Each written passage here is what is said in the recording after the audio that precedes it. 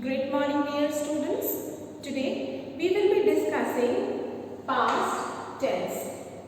In the previous class, we already discussed present tense and its different forms.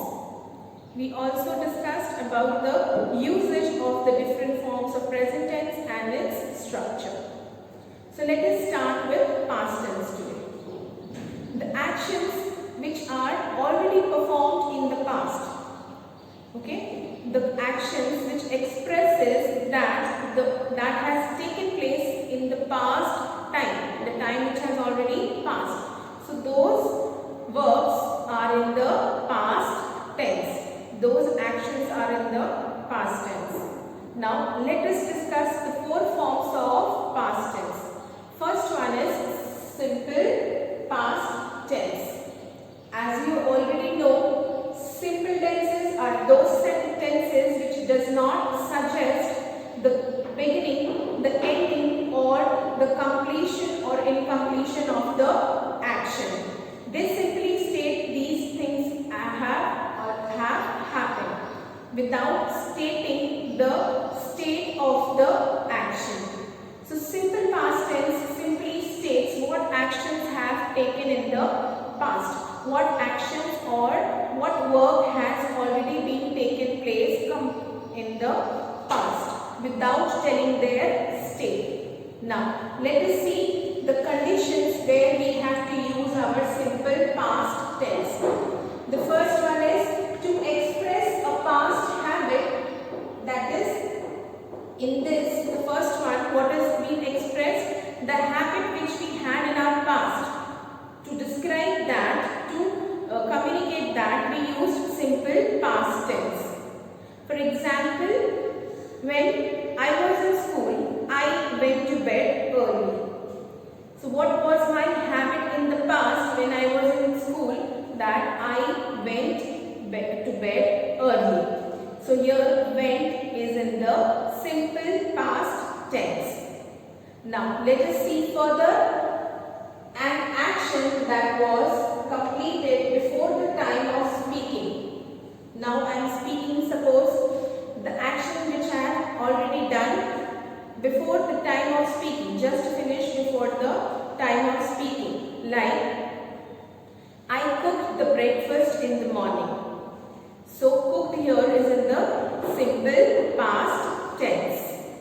Next one, for an action took place over a period of time in the past. Okay, like I taught in this school from the year 2000 to 2008. So what I have done the work of teaching. It is in taught is in the simple past tense. Okay, over a stated period of time in the past. Okay, and the last one, to narrate a story. Where are we using simple past tense? To narrate a story. That is very common.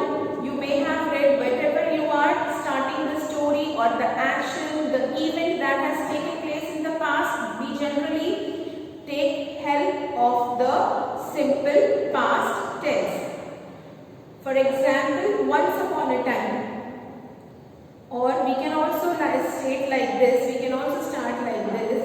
There was a mighty king who lived in the so and so place. Okay, so whenever we are narrating a story or event that has taken place already in the past, we take the help of simple past tense.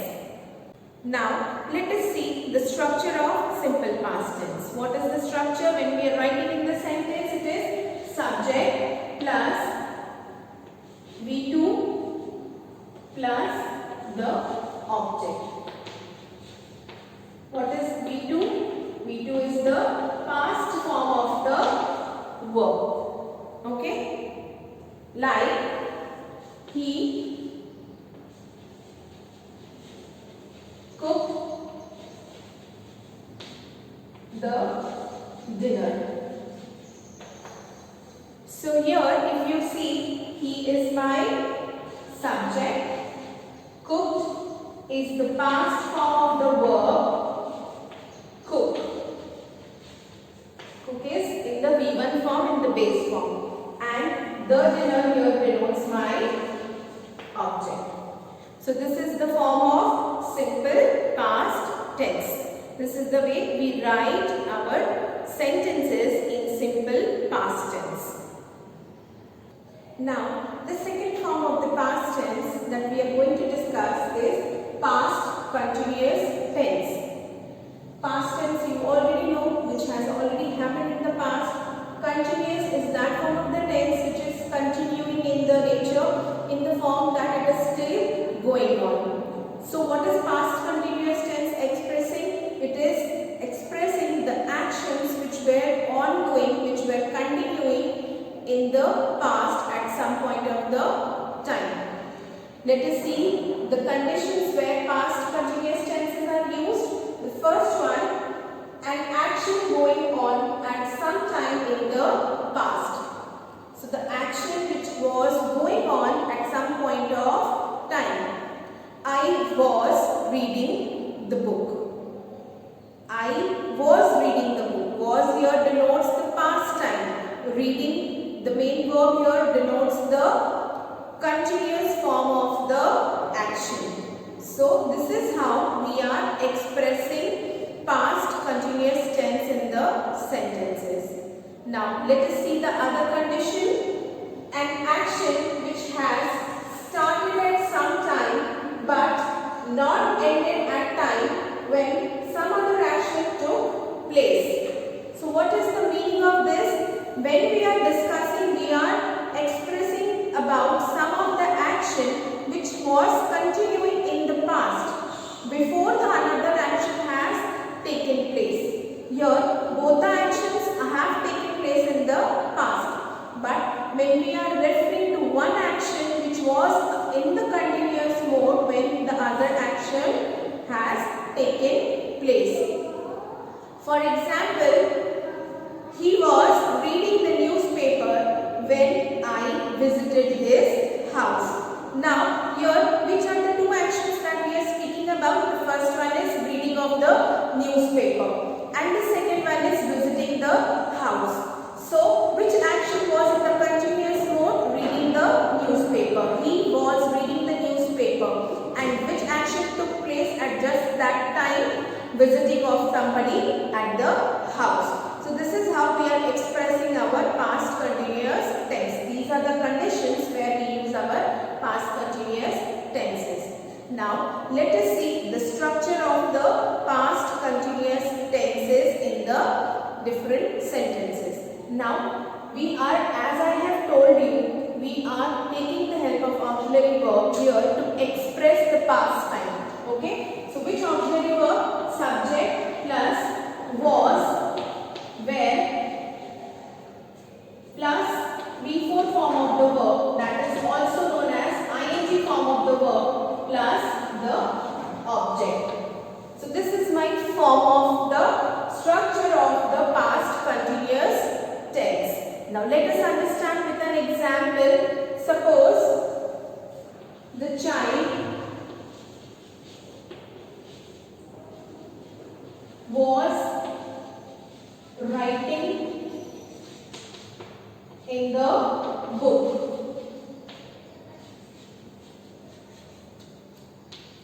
Okay. Now what do you observe here? The child. Here is the subject. Was here is auxiliary verbs which is denoting the past time. Writing here is the main verb which denotes the continuous time, and in the book is my object. So did you understand this? Subject plus the past of auxiliary verb plus the continuous form of the main verb plus the object. So this is how we form our past continuous tense in the sentence. Now when are we using where? Here, if you observe, the child is in the singular subject. The child is here is the singular subject. That is why my verb is also singular. We have already learned this.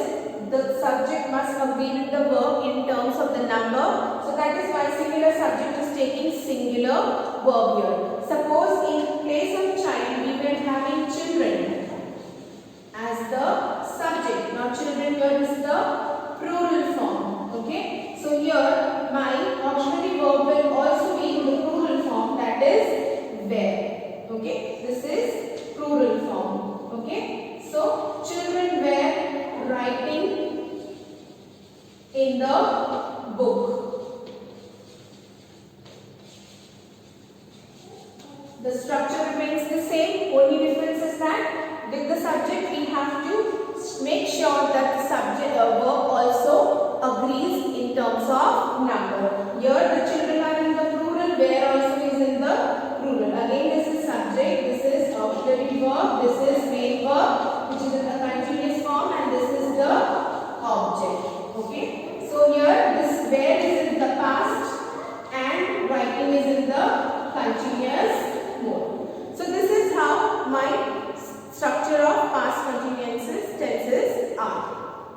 Now the next form of the past tense which we are discussing is past perfect tenses. As we already know, perfect tenses are those tenses which states the completed action. Here the actions which were completed in the past, they are expressed through past perfect tenses. Now let us see the conditions where we are using our past perfect tenses. Now the first one is an action that was completed before another action took place. Okay, what is the meaning of this? That when we are describing an action which has taken place in the past and was completed in respect to the other action that has taken place. Okay, for example, he had slept before his mother returned from the market. Now here if you observe, there are two actions which we are speaking about. First one is he had slept. Had slept, that means the action was already done. Before his mother returned. So the returning of mother also is also taking place in the past which was done. Before his mother returned, he had already slept. The action that has taken place before the another action in the past is here sleeping of the boy. Okay, and the returning of the mother is the other action. So in such sentences we express it with the help of past perfect tenses. Now let's see the other one. To report a completed action in the past. If you remember, we have done reported speech, which is also known as direct and indirect speech. When we are stating or reporting somebody's action, okay, or our own action that has taken place in the past, then we generally take the help of past perfect tenses. Like, he told me that he had won the match. So what is I am being told about, or what is the report that I am getting from him, that he had won the match. So in such cases we are using past perfect tenses. Now let's see the last one. As the past form of the present perfect. Again if you remember, we have done this many a times in the direct indirect speech, in the reporting speech. What is that? Whenever our reported speech, which is within the inverted commas, it is given in the present perfect form, we change it to the past perfect form. Like Rita said, inverted commas open, I have completed my work, inverted commas closed. Now when this is the direct speech, I have to change this into the indirect form. What I am going to write? I will write Rita said that she had finished her work, she had completed her work. So here the have is changed to had to denote the past perfect form. Okay, understood this? The last one. Let us now see the structure of the past perfect tenses. What is the structure? It is subject plus had plus V3 form of the verb plus the object. Now what is the V3 form of the verb? It is the past participle form of the verb. Okay, the verb which denotes the action has already been completed. Okay, now if we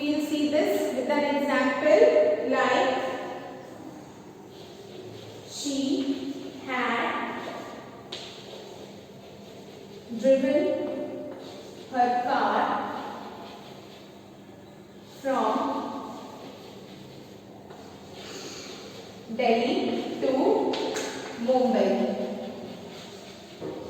Now, what is the subject here? I am talking about this person, she. This is my subject. Now, had here refers to the past form. Driven is the V3 form of drive. Okay, so this is in the V3 form. Okay, that denotes my perfect tense. Okay, so driven is the work is already, the action of driving is already over in the past, and her car here denotes my object. So what do we learn here?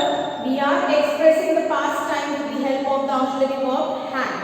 Okay, and when we are using our perfect tenses, as I have told you earlier, whether it is in past, present or future, okay, perfect tenses always take V3 form of the verb, that is here past participle form of the verb. So this is how we are forming our sentences in the past perfect form.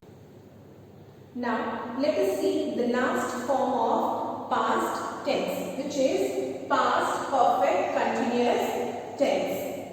Now, as we have already learned, past tenses are those which has already happened, perfect is already finished, and continuous is going on. So what is past perfect tense? What kind of actions are expressed through past perfect continuous tense?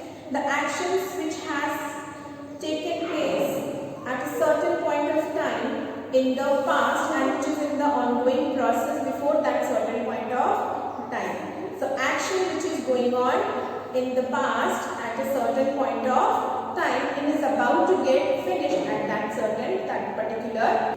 So such actions are expressed through past perfect continuous tenses. Now let us see the conditions. The first one, an action that had been going on before another past action. As I told you, at some point of time in the past, an action that has been taking place before the another action has taken place. That is expressed through past perfect continuous.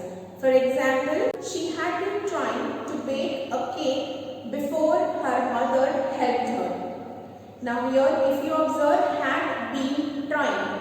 Had is the past, and been, which denotes the perfect continuous form. Trying is our ing form of the verb. So this is in the past perfect continuous mode. Her action of trying to bake the cake is in the past perfect continuous mode. Now let's see the next one. An action that was recently completed. Whenever we are talking about the action that has been recently completed in the past, then we take the help of past perfect continuous. For example, my brother had been playing cricket for 2 hours since morning. So this is what the action is stating here, which was in the continuous mode in the past and has just finished. Okay, the action of playing has just finished. Now let us see the structure of our past perfect continuous tenses. The structure is subject plus had plus been plus V4 form of the verb, that is ing, the continuous form of the verb, plus the object. We have already discussed in our previous class this form of being. It is used to denote perfect continuous tenses. Okay. For example, she had been preparing for her exams since a month. Now, if you see, she is the subject and had denotes the past time, then been denotes the perfect time, and preparing is your continuous action, and for her exam is your object. Okay, so this is the structure, the form of past perfect continuous. We are